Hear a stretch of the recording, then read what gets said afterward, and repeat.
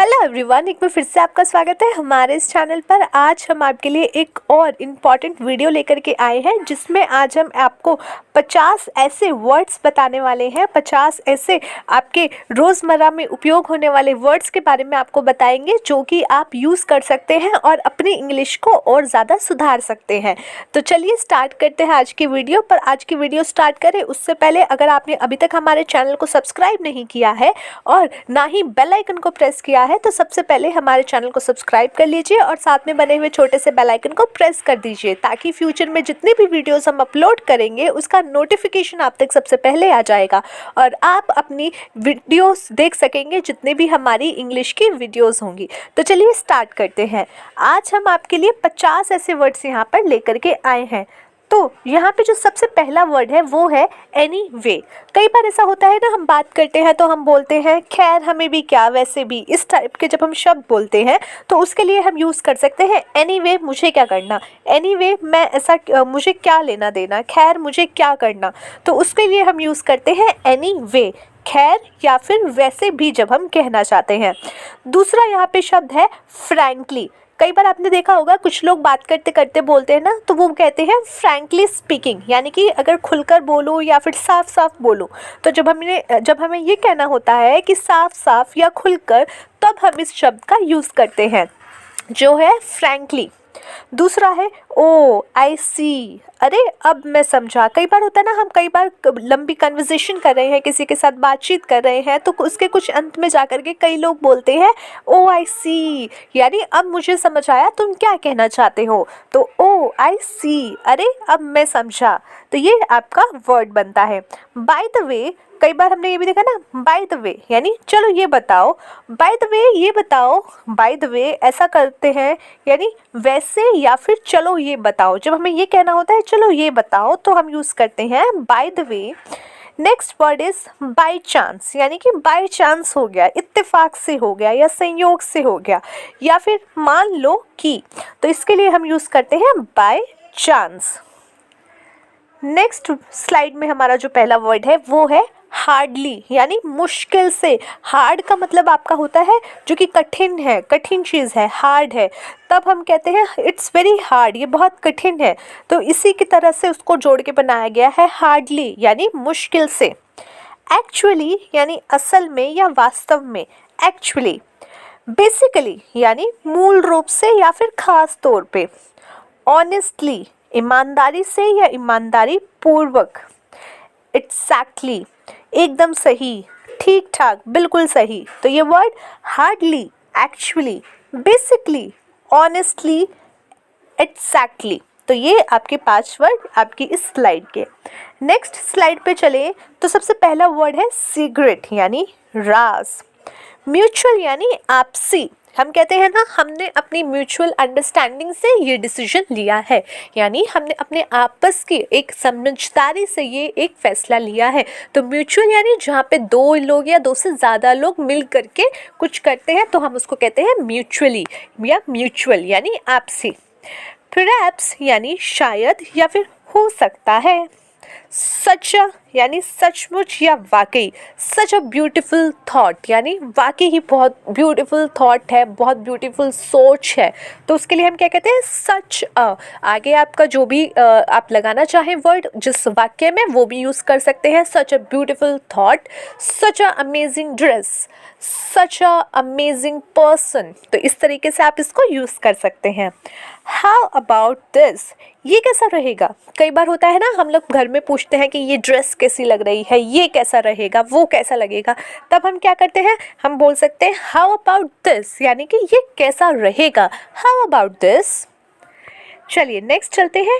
Sharp, तेज या नोकीला, यानी जिससे हम कहते हैं ना ये चाकू बहुत तेज है, तो हम कह सकते हैं उसको कि ये बहुत शार्प है, नुकीला है। पोलाइट यानी सभ्य, शिष्ट या विनम्र। कई बार होता है ना, कुछ लोग बहुत ही सभ्य होते हैं, यानी शांत रहने वाले या बहुत ही तरीके से बात करने वाले, तब हम उसको कहते हैं ये बहुत ही पोलाइट इंसान है, यानी बहुत सभ्य है, विनम्र है। प्रॉपर यानी सही तरीके से, सही है या ठीक है या उचित है, दिस इज प्रॉपर। होप यानी उम्मीद करना, आशा करना। होप यानी उम्मीद या आशा।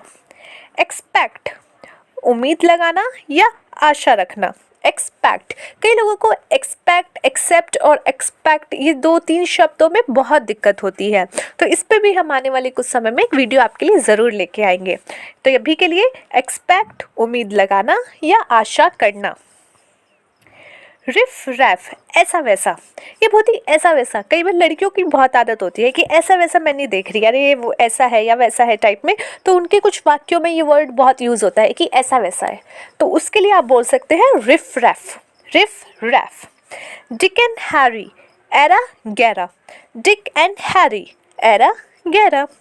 रोलिंग स्टोन बेपेंदी का लोटा, हम कहते हैं ना बिन पेंदे का लोटा या बेपेंदी का लोटा, तो उसके लिए हम कह सकते हैं रोलिंग स्टोन, यानी जो कि घूमता रहता है, इधर से उधर होता रहता है। टॉक नॉनसेंस बेकार की बात। टॉक नॉनसेंस बेकार की बात। सम एंड सब्सटेंस यानी कुल मिला करके। सम एंड सब्सटेंस यानी कुल मिला करके, कई बार हम कहते हैं कुल मिला करके ऐसा हुआ, तो सब एंड सब्सटेंस ऐसा हुआ कि उसने उसको जो है लात मार दी। सब एंड सब्सटेंस ऐसा हुआ कि उसने उसको धोखा दे दिया। सब एंड सब्सटेंस ऐसा हुआ कि उसने उसकी वीडियो को जो है लाइक कर दिया, तो ये होता है सब and substance. Face to face यानी आमने सामने। फेस टू फेस बिठा करके बात करो। Face to face interview, face to face आपका कॉन्वर्सेशन, तो ये क्या है, आमने सामने। अप्स एंड डाउन्स, उतार और चढ़ाव, ठीक है, कि लाइफ में उतार चढ़ाव चलते रहते हैं, लाइफ में अप्स एंड डाउन्स होता रहता है। डे टू डे यानी रोज़ाना या रोज़मर्रा। डे टू डे आपकी जो है इंग्लिश के वर्ड्स हम आपके लिए लेकर के आएंगे, यानी रोज़ाना हम आपके लिए जो है इंग्लिश के वर्ड्स लेकर के आएंगे। गिव अप हार मान लेना, त्याग देना। ऑल इन ऑल सब मिला करके या कुल मिला करके। शिट सत्यानाश, कई बार होता है ना लड़कियों की बहुत आदत होती है, क्योंकि ये बहुत उन्हीं के मुंह से निकलता है कि सत्यानाश कर दिया। शिट शिट, पर उनको पता नहीं होता कि शिट का एग्जैक्ट मतलब क्या है, तो ये होता है सत्यानाश यानी शिट। डैम इट यानी सत्यानाश। सत्यानाश के यहाँ पे आपके सामने 2 वर्ड आ गए, एक शिट एंड एक डैम इट। ओ शिट धत्तेरी की। आई थिंक मुझे लगता है। आई थिंक, अब लोग कहते हैं थिंक का मतलब तो होता है सोचना, पर यहाँ पे आई थिंक में मुझे लगता है भी आ जाता है, तो कई बार एग्जैक्ट जब आप वर्ड को एक सेंटेंस में लाते हैं या फिर किसी और शब्द के साथ जोड़ करके बोलते हैं तो उसका मतलब कुछ और भी निकलता है, तो इसीलिए आप ऐसा मत सोचना कि थिंक का मतलब होता है सोचना और आई थिंक का मतलब हो गया कि मैं सोच रहा हूँ करके कुछ आप बना दो, नहीं। आई थिंक यानी मुझे लगता है। ओ माय गॉड, हे भगवान। इन वेन यानी व्यर्थ में। व्यर्थ में ही मैंने अपना समय उसको दिया, व्यर्थ में ही मैंने ऐसा किया क्योंकि उसने जो है मुझे वो गिव बैक नहीं किया, तो व्यर्थ में यानी इन वेन। सो फार अब तक। इन या ऑन टाइम समय पर। इन टाइम ऑन टाइम, दोनों में यहाँ पे डिफरेंस होता है सिचुएशन को लेकर के, उसके बारे में भी हम जब आगे एडवांस इंग्लिश पढ़ेंगे तब बात करेंगे, पर अभी के लिए इन टाइम ऑन टाइम दोनों का मतलब आप देखिए तो होगा समय पर।